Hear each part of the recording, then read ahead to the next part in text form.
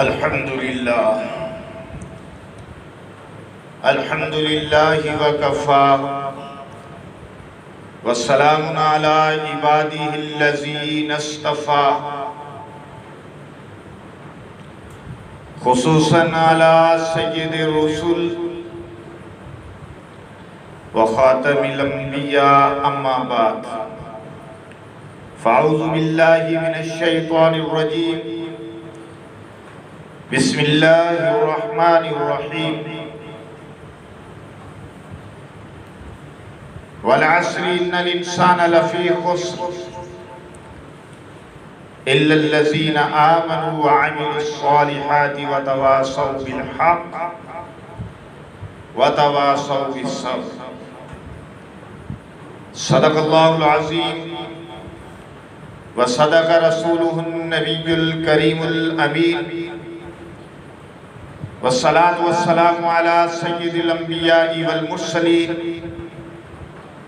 واشرف الانبیاء والمرسلین وخاتم النبیین وعلى آلہ واصحابہ اجمعین۔ گرامی قدر سامعین کرام، میرے محترم بزرگوں، بھائیوں، دوستوں،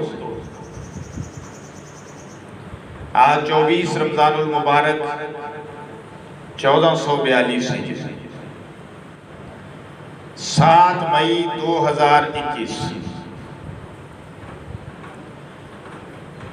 جمعۃ الوداع ہے۔ بہت سارے موضوع درپیش تھے، بہت کچھ کہنا چاہتا تھا میں، بہت سوچ و بچار کے بعد بالآخر سورۃ العصر کا انتخاب کیا، کیونکہ اصلاح کی ضرورت ہے۔ عقائد کے معاملے میں بہت ساری چیزوں کی اصلاح کی ضرورت ہے، عقائد کے معاملے میں بہت سارے مسائل کی اصلاح کی ضرورت ہے، لیکن ہم آج دین سے ہی دور ہیں، اسلام سے ہی دور ہیں، اپنے مذہبی سے دور ہیں۔ اس لیے باقی مسائل کو بھی اجاگر کرنا ہے، لیکن پہلے مسلمان کو دین پہ لانا، جو آج مسلمان دین سے دور ہو چکا ہے، کیونکہ پہلی محنت جو ہے وہ عقیدے کی محنت ہے۔ حضور علیہ السلام نے مکی زندگی کے 13 سالہ دور میں عقیدے کی محنت فرمائی، پہلے عقائد کو درست کیا، پھر اعمال کی طرف آئے۔ اب ہمارے پیش نظر مسلمان کے عقائد کی بھی اصلاح کی ضرورت ہے اور اعمال پہ لانے کی بھی ضرورت ہے۔ اس لیے میں نے قرآن مجید فرقان حمید سے ایک چھوٹی سی سورہ مبارکہ جو اگر حقیقت سے دیکھیں تو پورے قرآن کا خلاصہ، جس میں اللہ نے 4 چیزوں کو بیان کر کے پورے دین اسلام کو ایک کوزے میں بند کر دیا ہے، چند الفاظ کو ایک لڑی میں پرو دیا ہے۔ والعصر ان الانسان لفی خسر، عصر کی قسم ہے کہ انسان خسارے کے اندر ہے۔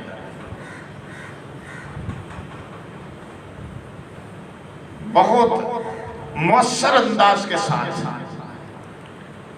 اللہ نے پہلے انسان کے نفع کی بات نہیں کی، پہلے خسارے کی بات کی۔ میں اپنی دانش میں یہ سمجھتا ہوں کہ پہلے خسارے کی اس لیے بات کی کہ پھر انسان خود سوال پیدا کرے گا کہ پھر نفع کیا ہے؟ اگر میں خسارے میں ہوں تو میرا خسارے سے نکلنے کا ذریعہ کیا ہے، راستہ کیا ہے؟ میں خسارے سے کس طرح نکل سکتا ہوں؟ میری زندگی اگر خسران پر مبنی ہے، گھاٹے والی ہے، خسارے والی ہے، تو میں اس خسارے سے کیسے نکلوں؟ اس لیے اللہ نے توجہ مبذول کرانے کے لیے، توجہ دلانے کے لیے پہلے انسان کے نفع کی بات نہیں کی، پہلے انسان کے خسارے کی بات کی، اور بات بھی قسم اٹھا کر کی۔ والعصر، عصر کی قسم، گزرے ہوئے وقت کی قسم، ڈھلے ہوئے سمے کی قسم، ڈھلے ہوئے وقت کی قسم ہے، لاسٹ پیریڈ کی قسم ہے۔ اے پیغمبر علیہ السلام، آپ کے زمانے کی قسم ہے، کیونکہ آخری زمانہ میرے اور آپ کے نبی امام الانبیاء محمد رسول اللہ کا ہے۔ ویسے تو سارے زمانے یاد کیا، لیکن آپ کی بعثت کے بعد چونکہ آپ سارے انبیاء کے بعد میں تشریف لائے، اس لیے آخری زمانہ آپ کا ہے۔ تو سامعین محترم، اللہ نے قسم اٹھا کر یہ بات فرمائی، قسم میں اٹھاؤں آپ یقین کرتے ہیں، قسم آپ اٹھائیں میں یقین کرتا ہوں، قسم ایک عام آدمی بھی اٹھائے جس کی صداقت کا ہمیں پورا یقین نہ ہو تو ہم یقین کر لیتے ہیں۔ اور یہ قسم اٹھانے والی ذات، کائنات کی خالق مالک رازق ذات اللہ کی ذات ہے، تو وہ ذات قسم اٹھا کر فرما رہی ہے کہ انسان خسارے میں ہے۔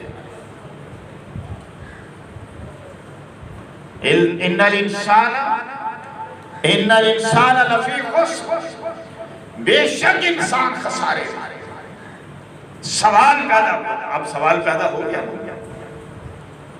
کہ خسارے میں ہے یا اللہ سب خسارے میں ہے، ساری دنیا خسارے میں ہے؟ مسلم و کافر کا بھی یہاں پہ اللہ نے اس کو امتیاز نہیں کیا، مسلم اور کافر کا بھی امتیاز نہیں کیا، ایک ہی مرتبہ فرما دیا سب خسارے میں ہے، انسان خسارے میں ہے، مسلمان بھی نہیں کہا، کافر بھی نہیں کہا، کسی اور مذہب والے کو بھی مینشن نہیں کیا۔ ان الانسان، بے شک انسان، لفی خسر، خسارے میں۔ یا اللہ کون لوگ ہیں؟ کوئی تو ہوں گے جو خسارے میں نہ ہوں، جو گھاٹے میں نہ ہوں، اور اس گھاٹے سے نکلنے کا ذریعہ اور طریقہ بھی اللہ بتا دے۔ تو آگے اللہ نے خود اس کا جواب دیا، اِلَّا الَّذِينَ آمَنُوا، مگر وہ لوگ جو ایمان لائے، نمبر 1، وَعَمِلُوا الصَّالِحَاتِ، اور انہوں نے اعمال صالحہ سر انجام دیا، وَعَمِلُوا الصَّالِحَاتِ وَتَوَاصَوْا بِالْحَقِّ، حق کی تلقین کرتے رہے، تواصی بالحق، اپنی زندگی کا انہوں نے مقصد بنا لیا، تواصی بالحق۔ اور ظاہر ہے کہ تواصی بالحق وہ عمل ہے جو کہ نبیوں کا عمل ہے، جو اصحاب کا عمل ہے، جو اقدار کا عمل ہے، جو اولیاء کا عمل ہے، جو علماء کا عمل ہے، جو اصفیاء کا عمل ہے، جو اتقیاء کا عمل ہے۔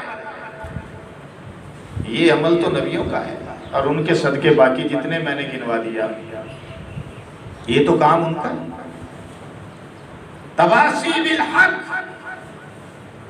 ہاں اس کا نتیجہ بھی تو ہے نا، اس کا لازمی نتیجہ بھی ہے، وہ یہ کہ جب کوئی حق کی تلقین کرے گا، تواصی بالحق کا مشن اپنائے گا، تو لازمی طور پر آٹومیٹک منطقی طور پر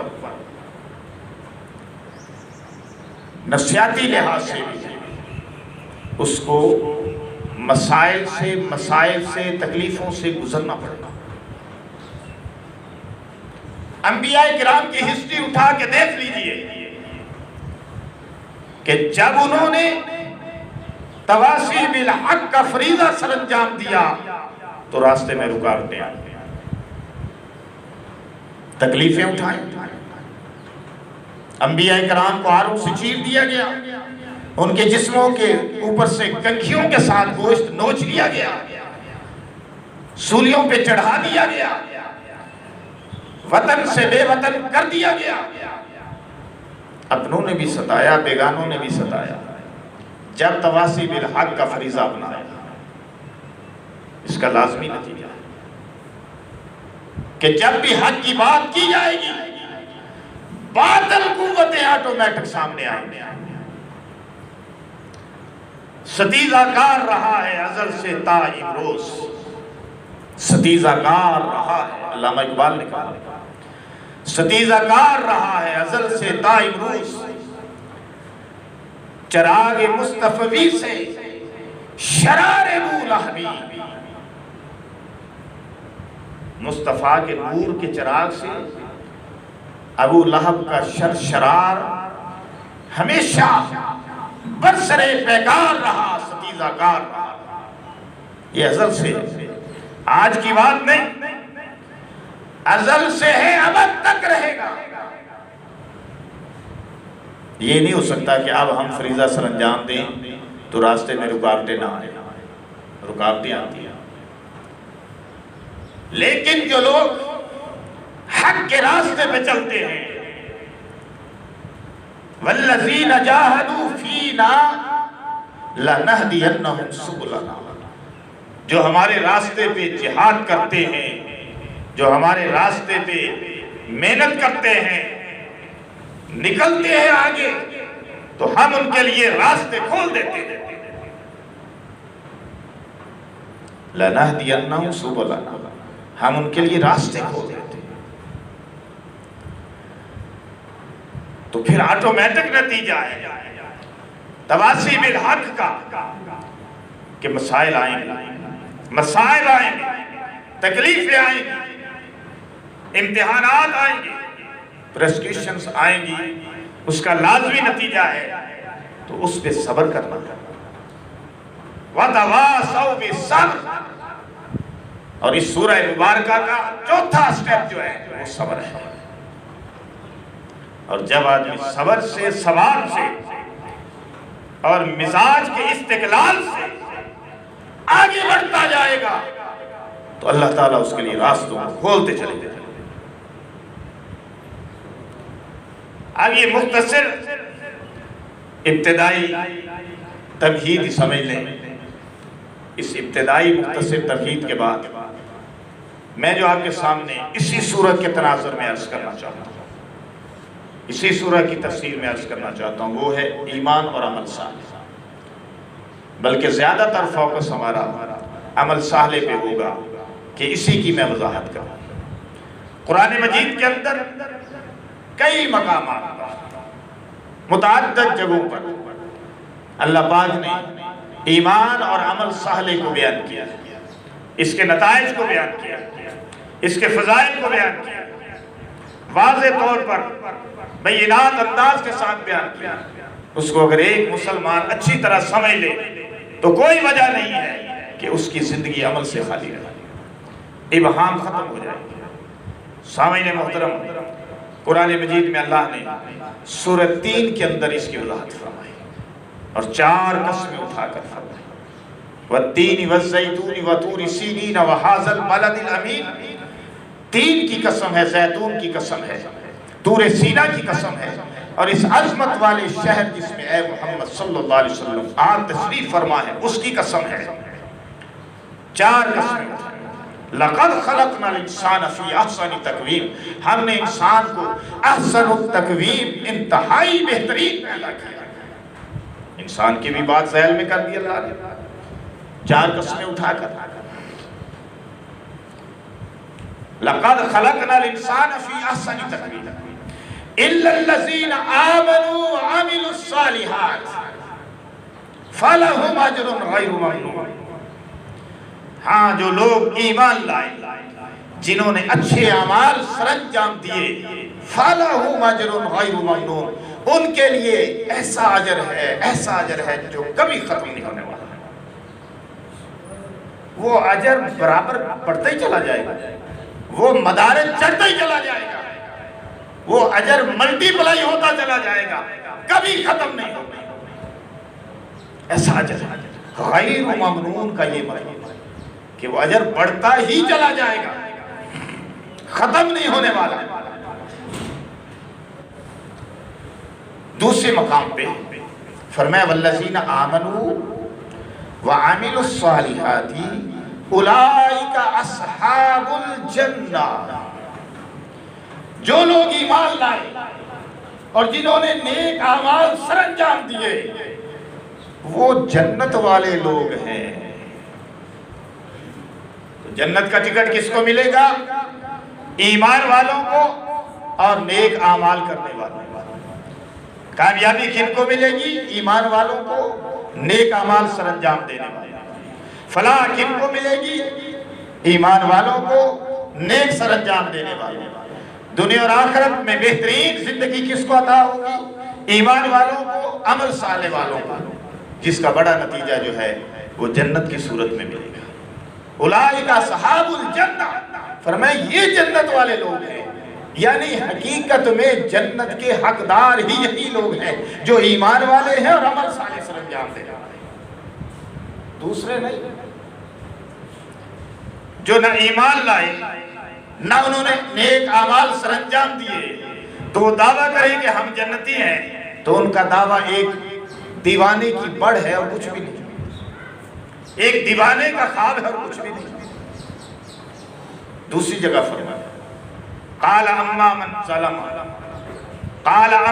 ظلم فسوف نعذبه ثم يرد الى ربه فيعذبه عذابا نكرا۔ اب ان کی بات کی کہ جو بد عمل لوگ ہیں، جو نیک اعمال سر انجام دینا پسند نہیں کرتے، جو نیکی کے راستے پہ چلنا پسند نہیں کرتے، جو نیکی کا راستہ اپنانا پسند نہیں کرتے، جو اچھائی کا کام کرنا پسند نہیں کرتے، برائی ان کو مرغوب ہے، برائی کے راستے پہ چل رہے ہیں، برائی کے راستے پہ چلنا چاہتے ہیں۔ اب اللہ نے ان کی بات کی، قال فرمایا اما من ظلم، جس نے ظلم کیا، فسوف نعذبہ، ہم عن قریب اس کو عذاب دیں گے، نعذبہ، ہم عذاب دیں گے، ثم يرد الى ربه، پھر انہیں ان کے رب کی طرف لوٹایا جائے گا۔ اس آیت سے یہ بات بھی سمجھ آ رہی ہے کہ پہلے تو انہیں عذاب دیا جائے گا، پھر انہیں ان کے رب کی طرف لوٹایا جائے گا۔ اس کا مطلب ہے کہ ان کی دنیا کی زندگی میں ان کو عذاب شروع ہو جائے گا، ان کی دنیا کی زندگی میں مسائل شروع ہو جائیں گے۔ جیسے فرمایا کہ جو سود کا کاروبار کرتا ہے، جو سود کا کام کرتا ہے، تو سود کا کام کرنے والا جب تک اپنی آنکھوں کے سامنے اپنے مال کی بربادی نہیں دیکھ لے گا اس وقت تک مرے گا نہیں، اس وقت تک مرے گا نہیں۔ جیسے کہ شراب پینے والا، کہ ہر برائی کی جڑ شراب ہے، اس کے سامنے، شراب پینے والے کے سامنے اس کی زندگی کی بربادی ہوتی ہے، اعمال کی بربادی ہوتی ہے، اس کے گھرانے کی بربادی ہوتی ہے، اس کی مجلس کی بربادی ہوتی ہے۔ شراب پینے کا بھی یہی اثر ہے، اور جب تک توبہ نہیں کرے گا اس وقت تک وہ، بلکہ کئی ایسی احادیث ہیں کہ اگر یہ توبہ نہیں کرے گا، دائمی شرابی، دائمی زانی، پجامہ لٹکانے والا، تکبر کرنے والا، والدین کا نافرمان، اگر توبہ اسی زندگی میں نہیں کرے گا تو اس دنیا میں بھی ذلیل و رسوا ہوگا، اور آخرت میں تو جو رسوائی اور عذاب ہے وہ تو مقدر ہے۔ ثم يرد الى ربه، پھر اسے اس کے رب کی طرف لوٹایا جائے، دنیا میں عذاب دیا جائے گا، مرنے کے وقت دیا جائے گا، دنیا کی زندگی میں دیا جائے گا، پھر اسے اس کے رب کی طرف لوٹایا جائے گا۔ فَيُعَذِّبُهُ عَذَابًا نُكْرًا، اور پھر اللہ اسے ایسا عذاب دیں گے جس کو عذاب نکرہ سے تعبیر کیا کہ جو بہت ہی شدید عذاب ہے۔ اب اس کی وضاحت کا اتنا جو ہے وہ وقت نہیں ہے، ہم نے آگے بھی چل رہا ہے۔ پھر ان کا ذکر کر کے پہلے یہ سورہ کہف کی آیت میں آپ کے سامنے بیان کر رہا ہے اس کی تفسیر۔ یہ تو ان کا ذکر کیا نا کہ جو ظلم کرنے والے ہیں، یعنی گناہ کرنے والے ہیں، اور یہ ظلم سے تعبیر کیا گناہ کو، ظلم سے۔ ظلم یہی نہیں ہوتا کہ بندہ دوسرے کو مارے، دوسرے کو قتل کرے، دوسرے کا مال چھینے، دوسرے کا ڈاکہ زنی کرے۔ ظلم صرف یہی نہیں، ظلم یہ بھی ہے کہ اپنے عقائد کو ناپاک رکھا ہوا ہے، شرک کرتا ہے، یہ ظلم ہے۔ اور شرک کرنا تو سب سے بڑا ظلم قرار دیا اور سب سے بڑا گناہ قرار دیا۔ شرک، ان الشرک لظلم عظیم، بے شک شرک جو ہے وہ ظلم عظیم ہے، سب سے بڑا ظلم، سب سے بڑا گناہ شرک ہے۔ تو ظلم میں یہ کہہ رہا تھا کہ صرف یہ نہیں کہ دوسروں کے ساتھ جو زیادتی کرتا ہے صرف وہی ظلم ہے، نہیں، جو اپنے ساتھ زیادتی کرتا ہے وہ بھی ظالم۔ اور ظاہر ہے جو گناہ کرتا ہے وہ اپنے ساتھ ہی زیادتی نہیں کرتا، دوسروں کے ساتھ بھی زیادتی کرتا ہے۔ جو دوسروں کے ساتھ زیادتی کرتا ہے وہ اپنے لیے بھی گناہ کرتا ہے۔ کسی کی عزت پہ ہاتھ ڈالا، کسی کے مال پہ ہاتھ ڈالا، دوسرے کو بھی نقصان، اپنے لیے بھی ظلم کیا، وہ اپنے آپ پہ ظلم کر رہا ہے در حقیقت۔ جو دوسروں کا مال چھین رہا ہے، جو دوسروں کی عزت برباد کر رہا ہے، جو دوسروں کے ساتھ زیادتی کر رہا ہے، تو دوسروں کو گالی گلوچ کر رہا ہے، تو وہ دراصل اپنے ساتھ بھی ظلم کر رہا ہے، دوسروں کے ساتھ تو ہو ہی رہا ہے۔ تو اس لیے فرمایا کہ وَأَمَّا مَنْ ظَلَمَ فَسَوْفَ نُعَذِّبُهُ، جو ظلم کرے گا تو ہم ان قریب اس کو عذاب دیں گے۔ تو پتہ چلا کہ گناہوں کا عذاب ہوگا، گناہوں کی سزا ہوگی۔ ہم اتنے بھولے نہ بنے کہ گناہ بھی کرتے رہیں، زیادتیاں بھی کرتے رہیں، ظلم بھی کرتے رہیں، شرابیں بھی پیتے رہیں، استغفراللہ جوئے بھی کھیلتے رہیں، سود بھی لیتے رہیں، اور پھر اللہ سے بخشش کی امید بھی رکھتے رہیں۔ اتنے بھولے نہ بنے۔ ہاں وہ بخشنے پہ آئے تو اس کی عطا ہے، اس کی مہربانی ہے، لیکن جو اس نے قوانین بیان کیے، جو اس نے قانون بیان کیا نیکی اور بدی کا، اور خود قرآن میں دوسری جگہ پہ فرماتا ہے کہ لا یستوی الاعمی والبصیر، اندھا اور بینا برابر نہیں ہو سکتے، اسی طرح نیکی کرنے والا اور برائی کرنے والا کبھی برابر نہیں ہو سکتے۔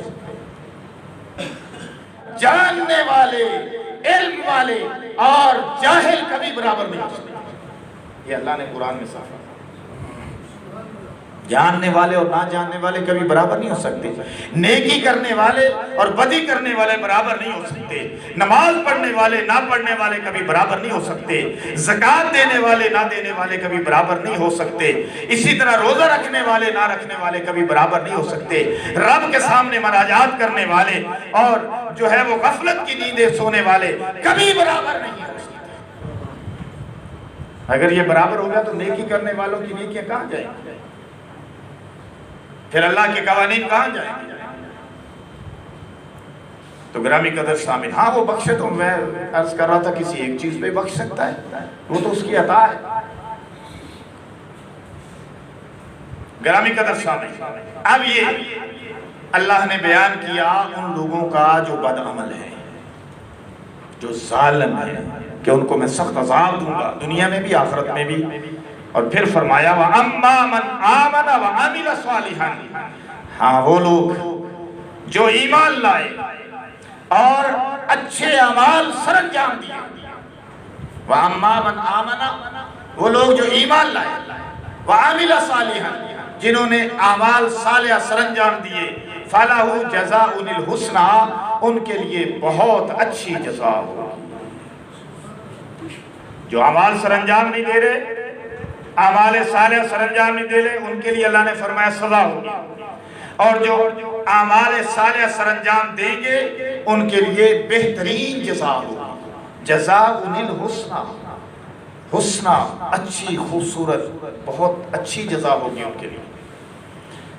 اور یہ جزا جب اسے ملے گی ثواب کی صورت میں، جنت کی صورت میں، اللہ کی رضا کی صورت میں، نعمتوں کی صورت میں، دائمی زندگی کی صورت میں، بہترین حیات کی صورت میں، بہترین زندگی کی صورت میں، بہترین جوانی کی صورت میں، حور و غلمان کی صورت میں، جنت کی نہروں میں لہروں کی خوشبوؤں کی صورت میں، جنت کی صورت میں، جنت کے بالا خانوں کی صورت میں، جنت کی جاگیروں کی صورت میں، جنت کے باغات کی صورت میں، رب کے دیدار کی صورت میں، پیغمبر کی مجلس کی صورت میں، پیغمبروں کے مجلس کی صورت میں، اولیاء علماء کی مجلس کی صورت میں. تو پھر یہ تمنا کرے گا کہ دنیا کے اندر جو ہے میں نے ایک لمحہ بھی معصیت میں نہ گزارا ہوتا، سستی میں نہ گزارا ہوتا، ایک لمحہ بھی میں غفلت میں نہ گزارتا، کاش ایک لمحہ بھی میں غفلت میں نہ گزارتا. تمنا کرے گا. مسلمان کی غفلت کا کیا کریں؟ غفلت ہے کہ دور ہونے کا نام نہیں لیتی. رمضان المبارک میں سرکش شیاطین قید کر دیے جاتے ہیں. میرے پیغمبر کا فرمان ہے رمضان المبارک میں سرکش شیاطین قید کر دیے جاتے ہیں. لیکن پھر بھی مسلمانوں کو مسجد میں کون نہیں آنے دے رہا؟ پھر بھی مسلمانوں کو روزوں سے کس نے دور رکھا ہوا ہے؟ صحت بھی ہے اور سہولت بھی ہے، مال بھی ہے، سب کچھ ہے.